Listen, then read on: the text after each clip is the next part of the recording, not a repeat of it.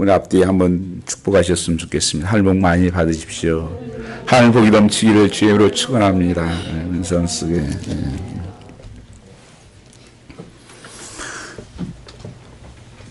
오늘 말씀은 죄를 부르신 예수라는 말씀으로 은혜를 받고자 합니다. 길거리에 이제 벌써 이렇게 개나리도 피고 또 이런 꽃들이 피어나는 것을 보면서 우리의 영혼에도 우리 심령에도 꽃이 피어날 수 있기를 축복합니다. 기독교 역사 가운데 가장 교회가 이상적이고 역동적인 교회였다고 하면 모든 분들은 초대교회였다고 이렇게 고백을 합니다. 초대교회 중에서도 가장 이렇게 모범이 되고 영적인 그런 교회가 어떤 교회일까 살펴본다면 저는 에베소 교회가 아닐까 생각을 합니다. 왜냐하면 사도 바울은 3년 동안이나 에베소 교회를 섬기면서 개척을 한 것입니다. 그런데 이 좋은 교회를 썼는데 에베소 4장 25절, 28절 이하에 쭉 말씀을 보시면 에베소 교회에 거짓이 있으니 거짓을 버리라 말씀하시고 또 이웃들과 참된 것을 말하라고 권면을 하고 도적지 말고 무릇 더러운 말은 너 입 밖에도 내지 말라. 31절 말씀에는 이렇게 고백합니다. 모든 악독과 분냄과 떠드는 것과 해방하는 모든 악의와 함께 버리라. 이 버리라고 하는 말씀이 있다고 하는 말씀입니다. 가장 역사적으로 건강하고 그런 영적인 교회였음에도 불구하고 사람이 모이는 이 교회 안에 공동체에는 그냥 다 좋은 것만 있지 않다는 것입니다. 이런 사람이 있고 저런 사람이 모여 있는 곳이 교회라고 하는 것을 말씀하고 있는 것입니다. 그래서 우리가 때로는 이런 말 하는 사람, 저런 말 하는 사람, 때로는 상처 주는 말, 여러분 그런 사람 혹시 만나거든 너무 놀라지 말라는 것입니다. 초대교회에도 그런 일이 있었다. 사람들이 모이는 곳에는 이 세상적인 교회에는 그것이 있다고 하는 것입니다. 그래서 성경은 모든 사람이 죄인이라고 말씀하는 것입니다. 로마서 3장 10절 말씀 보시면 의인은 없나니 한 사람도 없다. 3장 23절 말씀에는 모든 사람이 죄를 범하였으며 하나님의 영광에 이르지 못할 것이다. 우리 모두가 여기에 모여있는 사람들이 사실은 죄인의 모습을 가지고 있다고 하는 것입니다. 그래서 우리가 사람들이 모이는 곳에는 천국이 되지 않는다는 것입니다. 그래서 무디 목사님은 이렇게 말씀하십니다. 교회는 쓰레기 같은 인간들이 모이는 곳이다. 그런데 그 쓰레기가 그냥 그대로 있는 것이 아니라 재생되어지고 새롭게 변화되어 가는 곳이 바로 교회다. 이것을 말씀한 것입니다. 오늘 나는 의인이 아니라 죄를 부르왔다고 주님께서는 말씀하고 있습니다. 오늘 17절 말씀해 보시면 예수께서 들으시고 저에게 이르시되 건강한 자에게는 의인이 쓸데없고 병든 자에게라 쓸데가 있고 장로님이 기도하신 것처럼 내가 의를 부르는 것이 아니라 죄인을 부르왔다고 말씀하고 있는 것입니다. 그래서 주님의 오신 목적이 뭐였냐? 나는 죄인 부르러 왔다. 그래서 여러분 의인은 예수 만날 필요가 없어요. 만날 수도 없고 주님은 죄인을 부르왔다고 하는 것입니다. 바로 이 교회에 주님이 오신 것은 나 같은 죄인을 부르왔구나. 오늘 다시 이 말씀을 바꾸면 병든 자에게 의사가 필요하지 않느냐. 나는 병든 자를 부르왔다. 그 말씀은 무엇일까요? 다른 말로 하면 교회는 병원이다 이런 뜻입니다. 좋은 병원력은 어떤 병원일까요? 건강한 사람이 가는 병원이 좋은 병원일까요? 좋은 병원은요. 이런 환자 저런 환자 특별히 고치기 어려운 환자가 가는 곳이 좋은 병원이에요. 저 벌티모어에 있는 홉킨스라고 하는 병원 보면 한국에서까지 치료받으러 그게 좋은 병원이죠.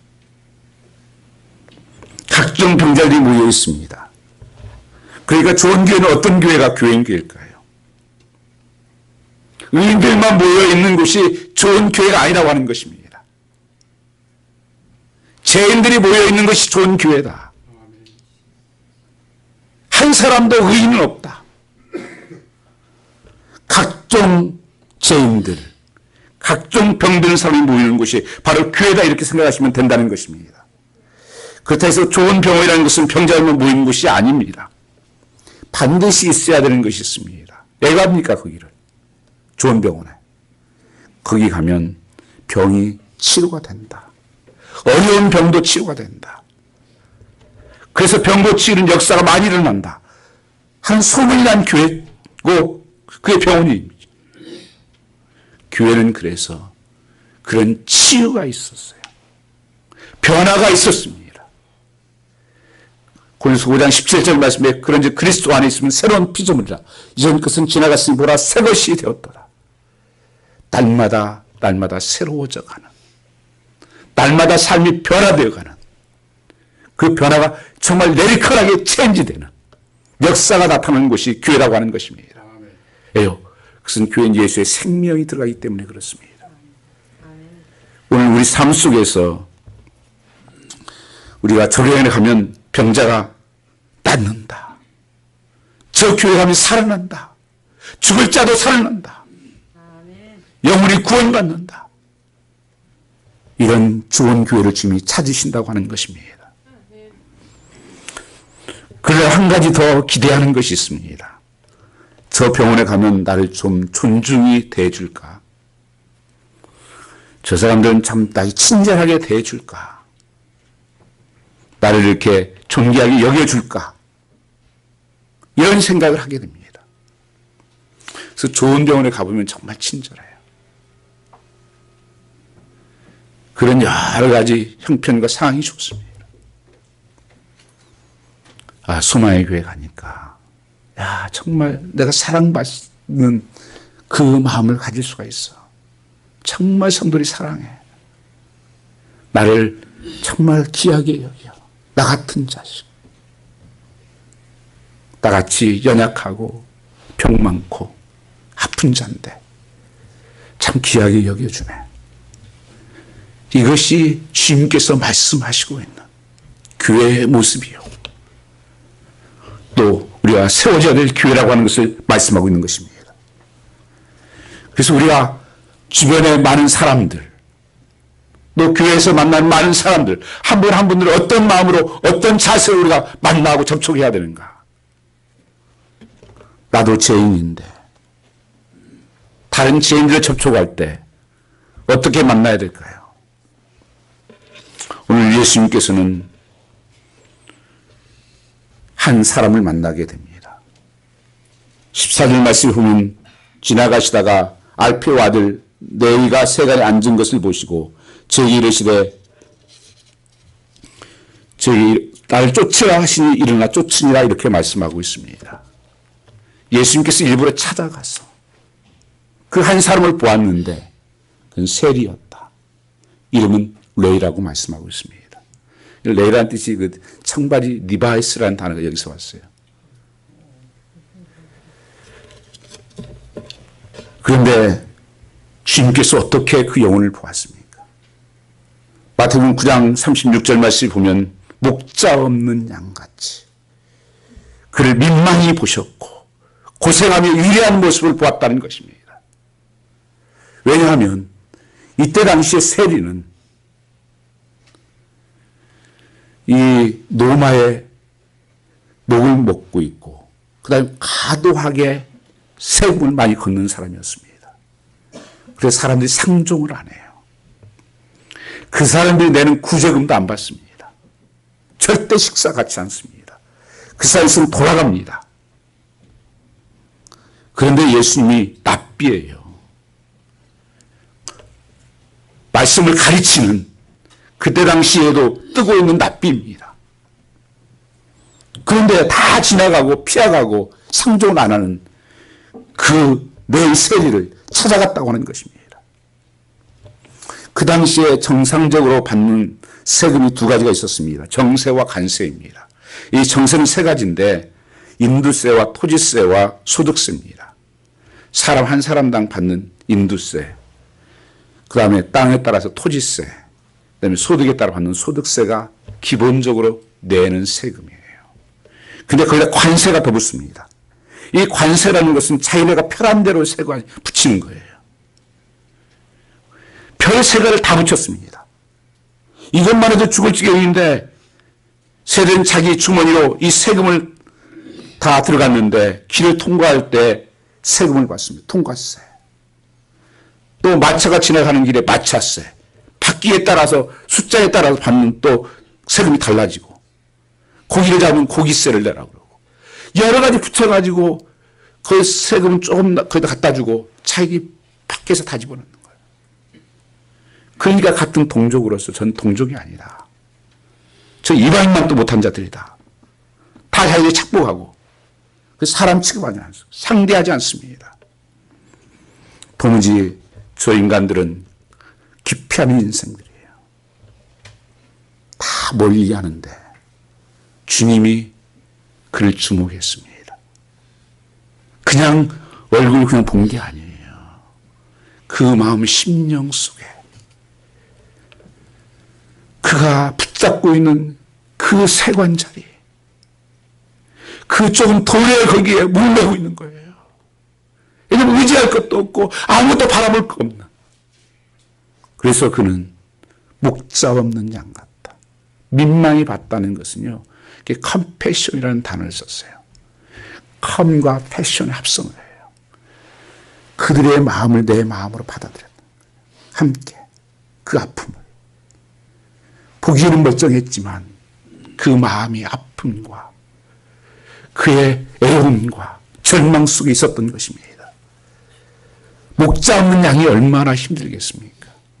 양은 가장 약한 동물이에요. 그래서 양은요, 목자 없으면 두려워서 못 살아요. 아무 무기가 없어요. 이게 주님 보았던 세대의 모습이었습니다. 이 내의 모습이었다고 하는 것입니다. 예수님이 자꾸 이런 사람을 만나니까 바리새인들이 뭐라고 말합니까? 저 예수 죄인들의 친구야. 그럼 치명적인 거예요. 아니 말씀 전하는 사람한테 저 죄인의 친구래. 그 죄인이라는 거 아니에요. 그리고 예수님이 가면 기적의 역사가 나타나요. 그러니까 뭐라고 줄 아세요? 또 그 사람들이? 저 기술을 힘입어가지고 바알seb을 힘입어서 고친다고 그렇게 얘기하는 것도요. 예수님이 그들을 사랑하고 그들과 함께 했다고 그렇게 비난하고 우리하고 다르다. 저 인간들은 달라.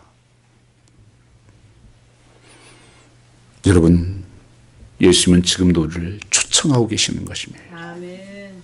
우리를 부르시고 계시는 것입니다.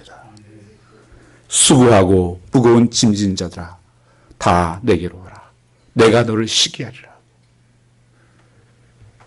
여러분, 우리 보기에는 우리의 모습이 그렇지만 어떤 분들은 좀 피곤해 있는 분들, 영적으로 공고함 속에 있는 분들, 세상에 눌려서 세상에 찌들려서 여러 가지 부족한 가운데 있는 분들, 육체의 질병을 가지고 있는 분들, 여러 가지 모습을 주님은 있는 모습 그대로 보시고 내게 오라고 말씀하십니다. Come to me.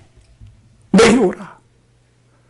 이 부르신 음성 앞에 나아갈 수 있는 여러분 되시기를 축복합니다. 병든 자도 다 오라고 말씀하십니다. 낙심하고 자질한 자도 오라고 말씀하십니다. 여러 가지 사업에 힘든 사람도 오라고 말씀하십니다. 가정에 문제가 있는 사람도 오라는 것입니다. 내일을 걱정하는 사람도 오라고 말씀하십니다. 예수님 그 모든 짐들로부터 우리를 쉬게 해주시라고 시간 우리를 부르고 계시는 것입니다. 너희 죄들 지은 사람도 와라. 죄인들도 와라. 세상에서 왕따당하고 세상에 믿을 것 없고 절망하고 있는 자들도 와라. 목마른 자도 와라. 내가 영원히 목마르지 않는 생수를 너에게 부어주리라. 한 여인은 남편을 5번을 바꿔봐요. 그 여인도 상종하지 않는 여인이에요. 주님이 우물가에 찾아가서 그 여인을 만나서 말씀하십니다. 내가 먹는 물을 마셔서는 또 목마르고 또 목마르지 않냐. 내가 목마르지 않는 영원한 생명수를 주겠다. 나를 만나면 영원히 목마르지 않게 될 것을 말씀하는 것입니다. 예수를 만나야 사는 것입니다. 그러면서 나를 쫓으라고 말씀하십니다. 나를 쫓으라. 예수를 만났을 때, 하나님 말씀을 들었을 때 어떤 일이 생깁니까?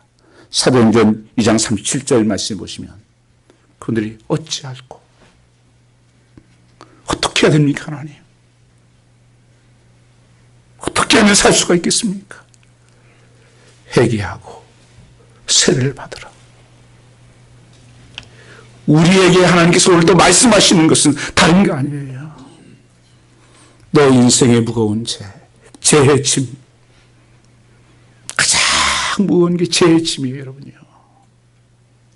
하나님과 막힌 것이 죄의 짐이에요. 사람과 막힌 것이 죄의 짐이에요. 내 마음대로 살아온 것이 죄예요. 이 앞에서 내게로 오라. 그래야 산다. 회개하라는 것입니다. 다른 거 없어요. 주님 앞에 가는 것은요. 있는 모습 그대로 주님, 내 죄를 용서해 주십시오.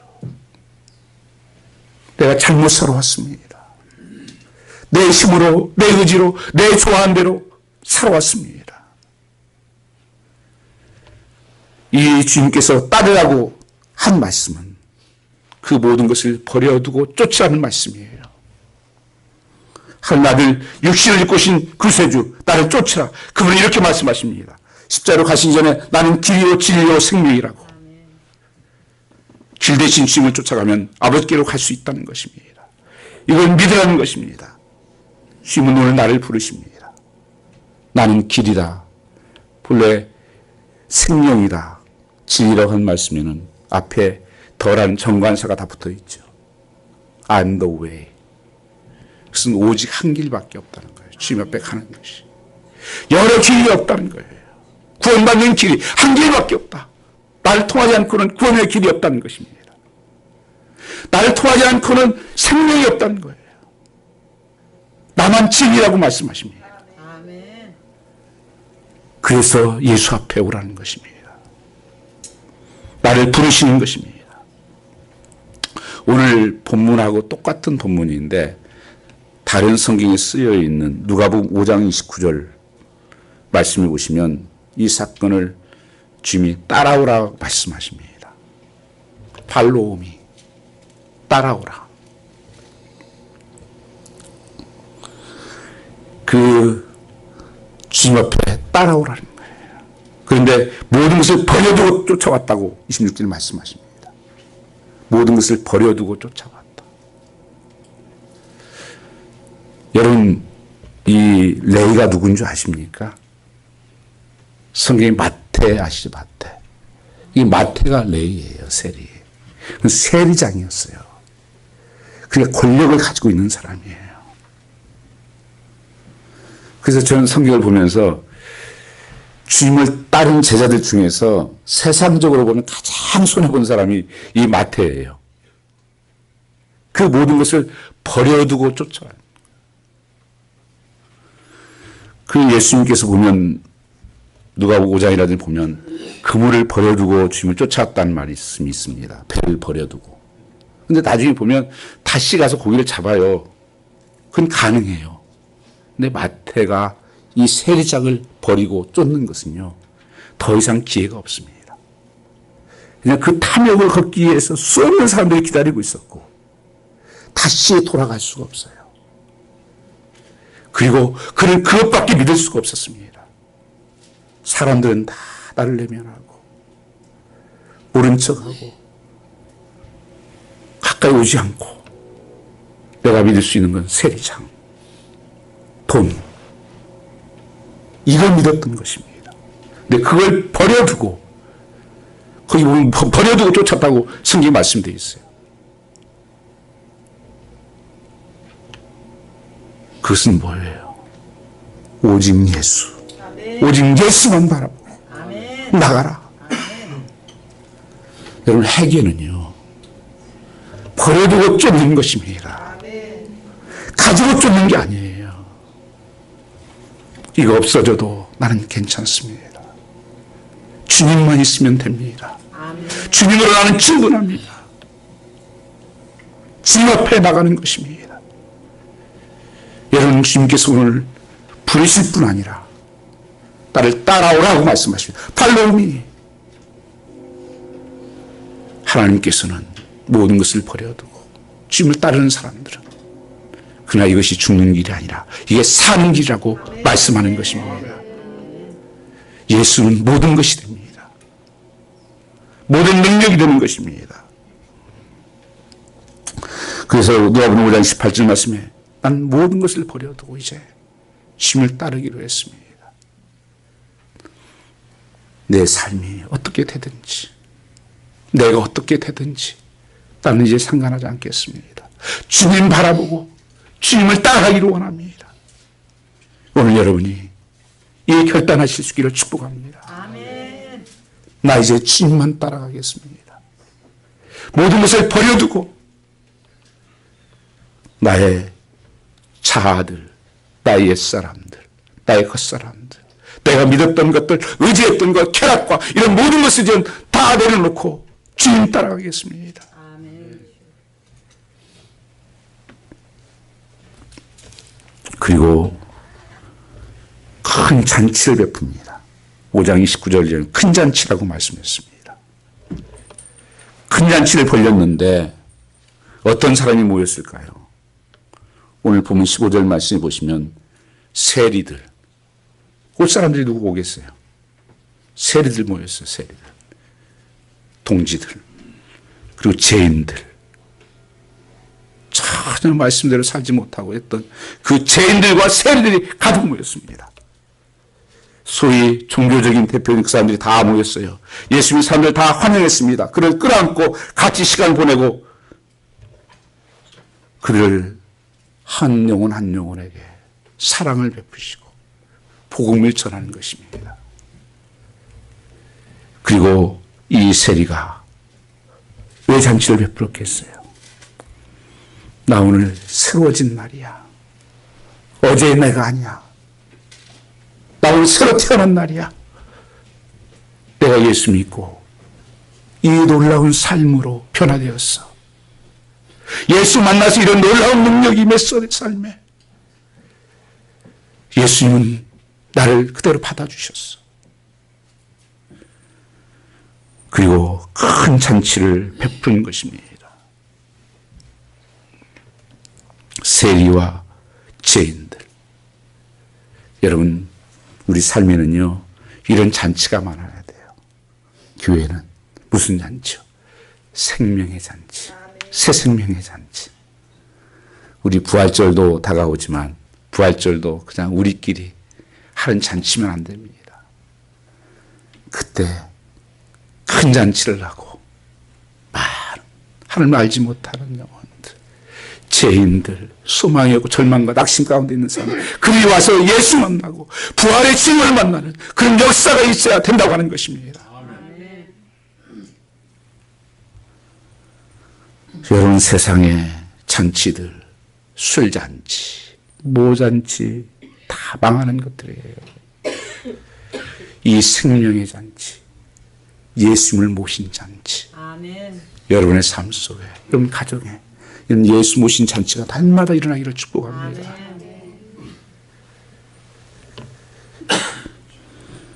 신앙생활은 예수님의 만나고 예수님을 따르고 그리고 거하는 것입니다. 이게 능력입니다. 오늘 말씀 속에서 우리에게 볼 수 있는 것은 예수님이 세를 어떻게 보았을까 하는 것입니다. 성경학자 윌리엄 바클레이는 이렇게 했습니다.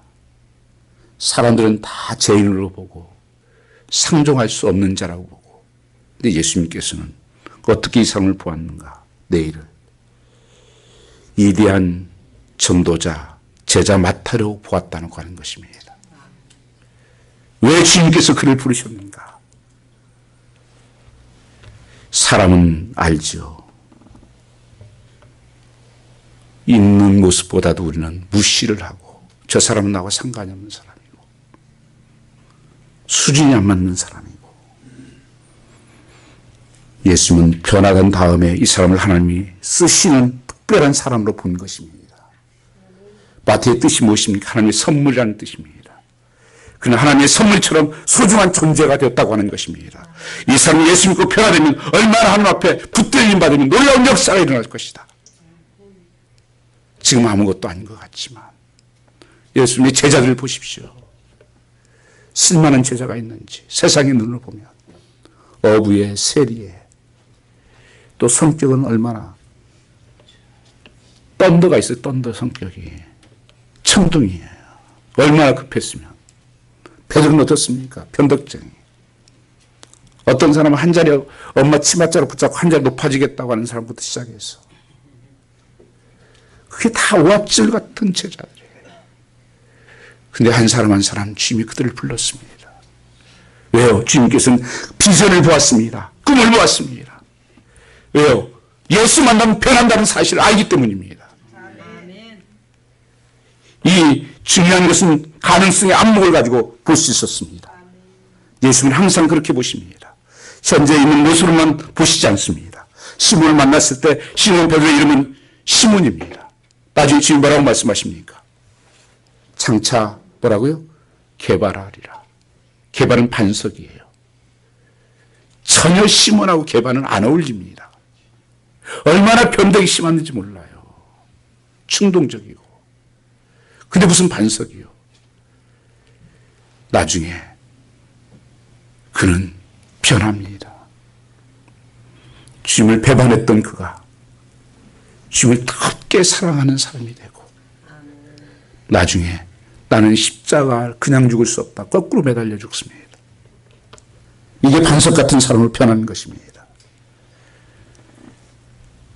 주님은 그런 사람으로 보시지 않고 주님 손에 붙들렸을 때 이런 놀라운 역사가 일어날 것을 하나님 손에 붙들렸을 때 놀라운 삶의 변화가 일어날 것을 기적이 일어날 것을 본 것입니다. 오늘 여러분 삶 속에서 나를 보면 내가 무엇하겠나 나 같은 존재가 아닙니다.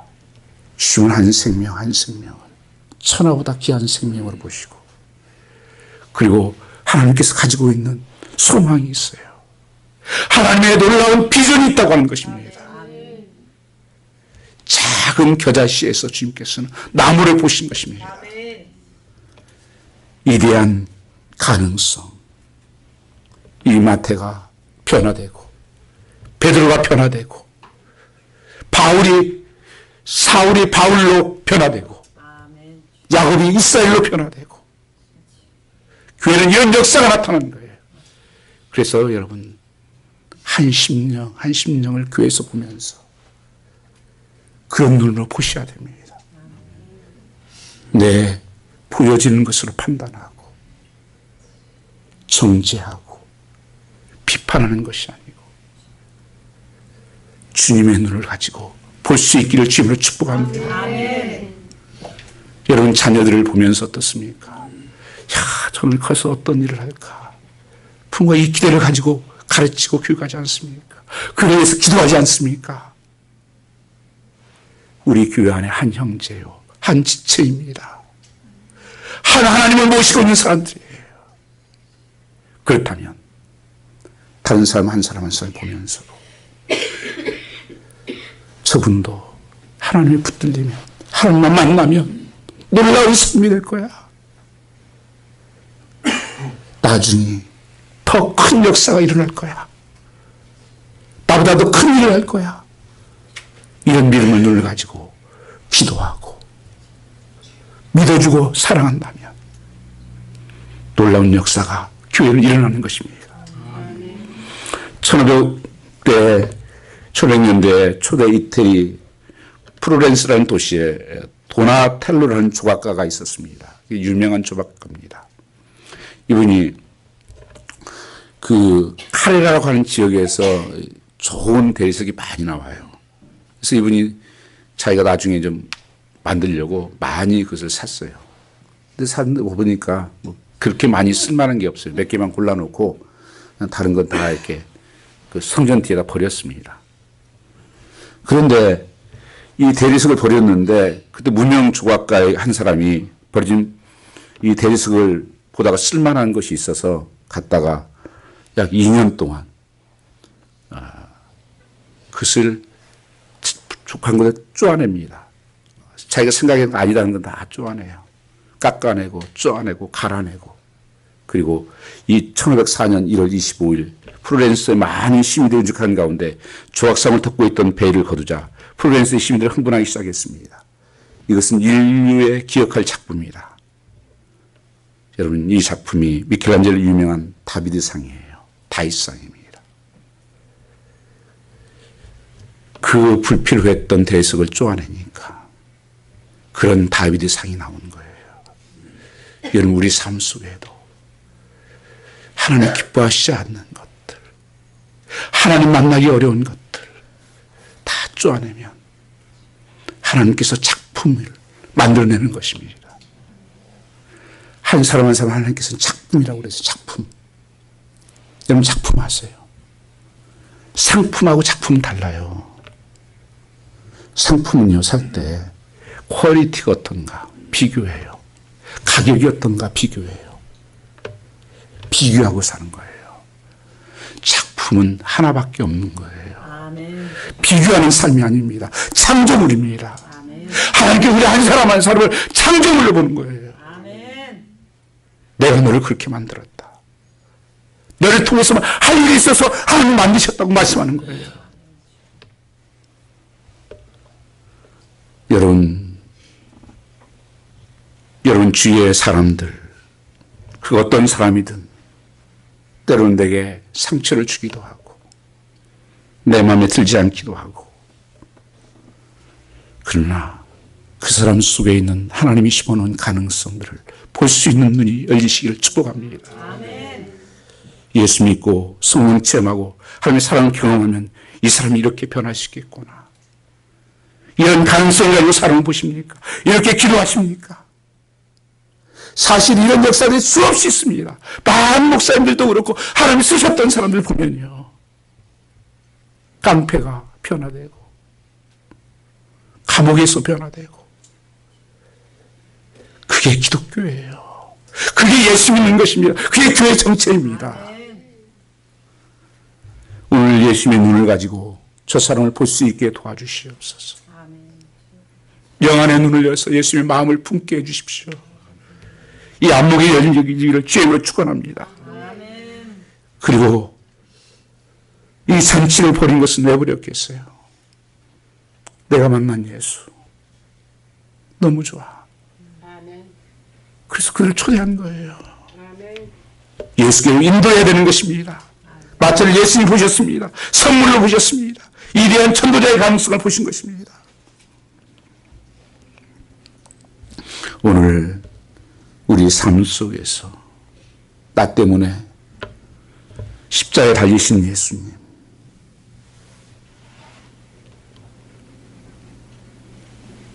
내가 달려야 될 십자가, 주님이 달리신 것이 여러분 고난주간을 우리가 지나가고 있습니다.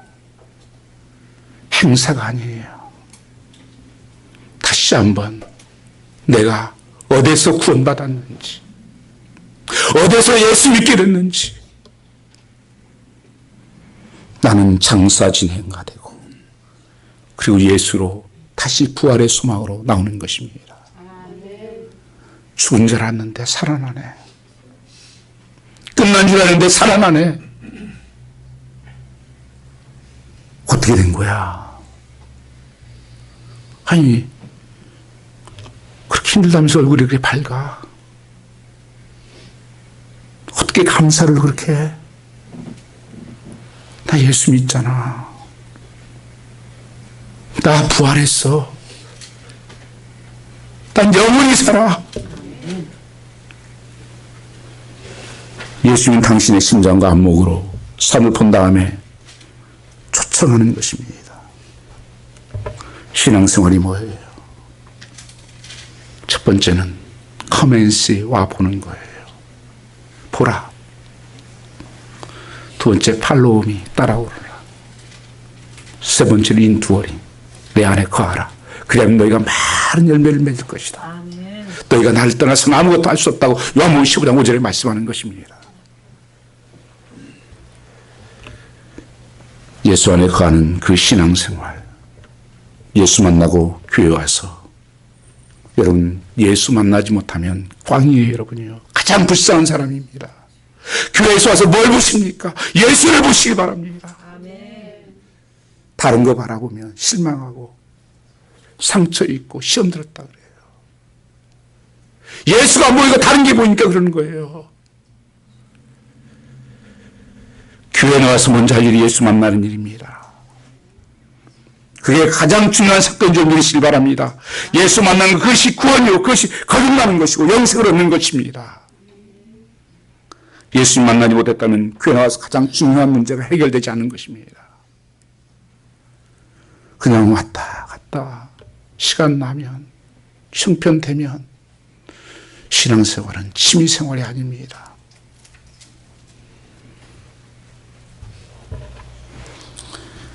어떤 사람은 교회 나와서 시간 흘러가니까 잘 처세하고 잘 적응해서 교회 직분도 받고 예수도 알고 하지만 예수 만나지 못한 사람이 많아요.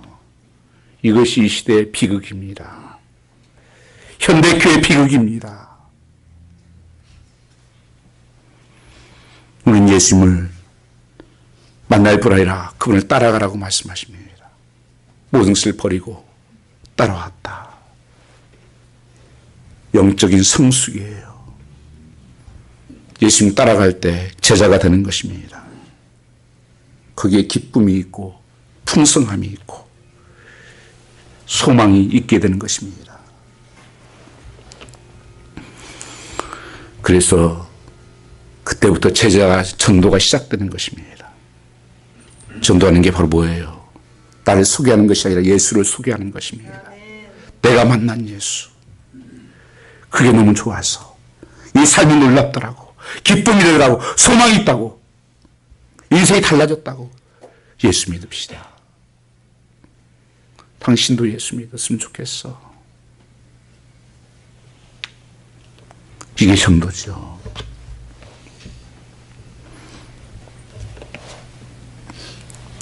복음서에 보면 이 복음을 증거하는데 예수 믿게 하는데 방해하는 존재들이 있었습니다.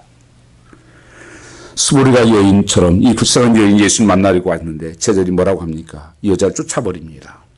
제자들이 방해 요인이 되었습니다. 제자들이 바드메오가 눈먼 소경이 예수를 만나러 가자 꾸짖습니다. 잠잠하라고 꾸짖었습니다. 그 빛을 보고 싶어서 그가 생명을 보고 싶어서 예수 앞에 나왔는데 그를 차단하는 것이 제자예요.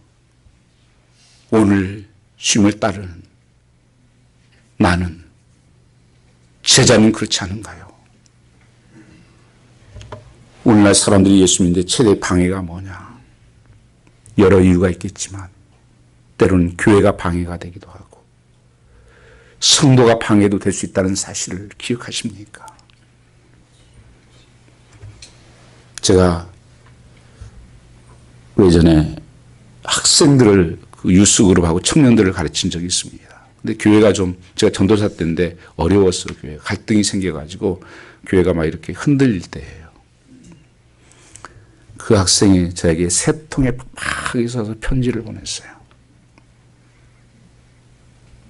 전도사님, 나 이제 교회 안 나갑니다. 아주 열심히 했던 그 가정들도 열심히 신앙생활했던 가정이에요. 이유가 그거였습니다. 교회가 어려우니까 이제 성도들이 갈등이 있을 거 아니에요. 그러니까 전하들을 그렇게 하는 거예요. 전하들을. 그러면서 누구를 막 욕하고 서로 비난하고 뭐 비판하고 또 뭐 이렇게 모략을 짜고 뭐 이런 것들이 옆에서 같이 있으니까 다 들은 거예요. 우리가. 뭐 이런 교회를 다녀. 이게 뭐 교회야. 나 교회 안 나온다. 안 나왔어요. 그리고 지금도 그 학생이 헤매요. 여러분 가정에서도 정말 예수 잘못하면 내가 막고 있을 수 있습니다. 교회에서도 여러분요, 예수를 막고 있을 수가 있어요. 다른 사람에게. 우리 가정에서 부모님을 모시고 살면 부부들이 쉽게 못 싸웁니다. 부모님이 들어. 여러분 어린 자녀들이 있으면 쉽게 또 못 싸워요. 애들이 배워. 여러분 하나님 안에서 이 의식이 있으셔야 돼요. 하나님이 보고 계시는구나. 하나님이 알고 계시는구나. 믿음 연약한 사람들이 보고 있구나. 나도 모르게 내가 예수를 막고 있는 거예요. 그래서 신앙 떠난 사람도 상당히 많습니다. 찾아보면 여러분.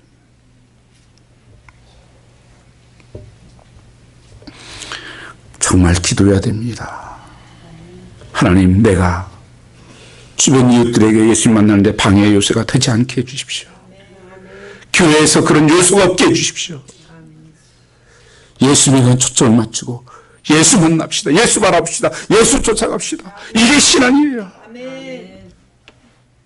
자꾸 자기 나타내지 말고 예수님이 주님인 줄 알고 주님만 나타나는 교회. 초대교회 전도 얘기 가운데 이런 얘기가 있어요. 한국에서 있었던 일입니다. 어떤 사람이 믿지 않는 사람이 전도를 하니까 예수 믿으라고 자꾸 소개를 합니다. 전도 받던 사람이 이렇게 묻더래요. 그 예수, 그 성씨가 뭐예요? 그 이름을 갑자기 이 사람이 당황해가지고 생각이 안 나는 거예요. 그때 옆에 얼마 믿지 않은 사람이 초신자의 냉큼 대답 이렇게 하더래요. 아, 예수님? 그 성씨야, 주씨 아니요, 주씨. 난 참 그냥 한 얘기가 진짜 정말 좋은 얘기가 있어요. 주 예수. 주 예수님이십니다. 나의 주인은 주 예수님이십니다. 주님을 나타내고 주님을 증거하는 그것이 전도이고 주님의 부르심. 오늘 마지막 세 번째는 이웃들을 정말 주님 앞으로 인도하려면 예수님처럼 사람들의 편견을 넘어서야 합니다. 갈라디아서 2장 11절 14절 말씀 보면 사도 바울이 안디옥 교회라고 이방 교회를 세웁니다. 그래서 그때 교회 담임 목사님이 바나바예요. 그리고 베드로와 함께 사역을 하고 있었습니다. 함께 식사를 하고 있었었는데 예루살렘 교회에서 본교회에서 사절단이 내려와요. 그래서 그들이 따로 식사를 합니다. 거기에 보면 성경에 그는 그 할례파요. 할례를 그때 당시만 해도 율법을 지키고 또 할례를 받아야 된다고 이럴 때 있었으니까. 그러니까 가만히 보니까 내가 여기 이방인들하고 있으면 그때 안 되는 거더라고요. 그러니까 밥을 먹다가는 싹 저쪽으로 가버렸어요. 이 베드로가, 이 담임 목사의 바나바가. 사도 바울이 이걸 보고 대사도에게 뭐라고 하는 줄 아세요? 대면에서 외식을 하고 있습니까? 왜 외식합니까? 너희들 또 말씀대로 살지 않으면서 이렇게 외식합니까? 그리고 이방인들에게 살라고 말씀하는 겁니까? 무서운 경고를 해요. 갈라디아서 2장 11절 14절 나중에 찾아보세요. 그들이 외식에 유혹이 되었다. 복음의 진리를 따라 살지도 너희도 않으면서. 여러분 성경이 큰 사건이었어요. 나는 그렇게 살지 않으면서. 외식하냐 왜? 왜? 여기서 지금 우리끼리 있을 때 다르고 저 사람들 오니까 다르고 교회에서 다르고 가정에서 다르고 이렇게 다르고 이게 뭐냐 이게? 이게 외식하느냐? 가면 쓰고 산다는 거예요. 그때 연구 갈 때 숫자가 많지 않으니까요. 한 사람이 여러 역할을 해요. 얼른 가면 벗어놓고 또 이거 하고 또 이거 하고. 사도 바울이 이것을 엄격하게 말씀합니다. 외식하지 말아라. 여러분이 성숙이 안 돼. 신앙의 성숙이 안 됩니다. 여러분요. 오늘 본문 보니 와태가 예수님을 쫓아가면 제일 먼저 우리가 그런 고백을 하잖아요. 내가 모든 것을 버리고 짐을 쫓습니다. 그리고 하나님 앞에 잔치, 주님을 모신 잔치를 벌이면서. 여러분, 헨리 나우라는 분이 계십니다. 이분 예일대학교 하버드대학 교수로 지냈던 분이에요. 그 수양회가 열리는데 수양회 강사로 와달라고 해서 강사로 갔게 됩니다. 근데 헨리 교수가 갔을 때는 강사로 초청한 줄 알았는데 그 강사가 아니라 수양회는 침묵 수양회예요. 그리고 사일런트 리트립인데 사흘 동안 열리는데 기도만 하고 행동으로 사람들을 도와주고 섬기는 수양회였습니다. 말 안 하고. 처음으로 정신치아들의 세계 속에서 자기 몸으로 부딪히면서 자기와 전혀 다른 삶을 살고 있었던 그가 경험하기 시작합니다. 그리고 그곳에 와서 너무 감동이 되었어요. 그러고 있는 사이에 거기에 팀의 리더로 와달라고 하는 연락이 왔습니다. 아니, 하버드 지금 온 지도 얼마 안 되는데 하버드를 떠나라고? 너무 힘든 일이었습니다. 그래서 정말 고민하고 갈등하기 시작하다가 주님의 부르심에 강한 음성을 듣고 거기를 가게 됩니다. 그 하버드 교수직을 버리고 1985년 가을 그가 토론토 캐나다 근처에 데이브렉 커뮤니티라고 하는 정신지체와의 새로운 공동체를 시작한 리더로 갑니다. 6명이 있었어요. 교수직을 버리고 그가 떠나갔는데 나중에 일지에 그가 이렇게 했었습니다. 이상하다. 이것은 분명히 희생이고 헌신이었는데 지금까지 삶을 날 뒤엎는 나의 새로운 삶이 있었음에도 불구하고 웬일인가. 이상한 마음이, 평안한 마음, 이 놀라운 평안은 이 삶은 어디서 오는 것일까. 그 다음에 자기 친구에게 편지를 써요. 이런 놀라운 고백을 합니다. 나는 이 사람 돕기 위해서 여기 왔다고 생각한다. 그런데 나는 이 공동체에 와서 나는 처음으로 내 고향집을 찾은 것 같은 감정을 느낀다. 탕자였던 내가 오히려 돌아온 것을 느낀다. 정신지체하였지만 깨끗하고 투명한 그의 영혼과 부딪히면서 그가 나를 치유하고 있었다. 그가 나를 치료하고 있었고 나에게 붙어있던 찌꺼기가 그런 것 잿된 유선과 가면과 이런 것들이 씻겨나가고 나를 섬기고 아담이 내가 섬기고 있던 아담이 내 영혼을 치료해주고 있었다. 시간은 걸리지만 그들도 예수님을 영접할 수 있었고 그들도 그리스도의 사랑에 반응하는 모습을 보이기 시작했다. 새로운 삶이 열리고 있다. 그런 마지막 유언을 이렇게 했습니다. 나는 우리의 이웃들을 통해서 내 사랑하는 우리 이웃들을 통해서 우리 주 예수 그리스도를 새롭게 경험했다. 나는 참 행복했다. 나는 참 행복했다. 이게 마지막 유언입니다. 이 복음에 지체하고 이웃들과 단절된 이유가 어디에 있습니까? 우리의 좁은 인간관, 우리의 좁은 선택적인 교제, 내가 편하고 내가 어울리는 사람만 있는 것이 아닙니다. 우리는 주 안에서 하나이고 베드로 사도의 고백처럼 너희가 뜨겁게 서로 사랑하기를 원한다. 그래서 마음을 다하고 성품을 다해 힘을 다해 주 하나님을 사랑하고 너희가 우리를 뜨겁게 사랑하고 내 이웃을 내 몸처럼 사랑해서 복음을 증가하는 공동체가 되기를 원한다는 것입니다. 이것이 참된 교회 공동체의 모습이라고 말씀하고 있습니다. 오늘 이 시대의 편견을 넘어서 하나님 사랑하고 서로 사랑하며 주위에 하나님 알지 못하는 영혼들을 내 몸처럼 사랑할 수 있는 공동체가 되시기를 주님으로 축복합니다. 아멘. 우리 찬양 하나 같이 부르겠습니다.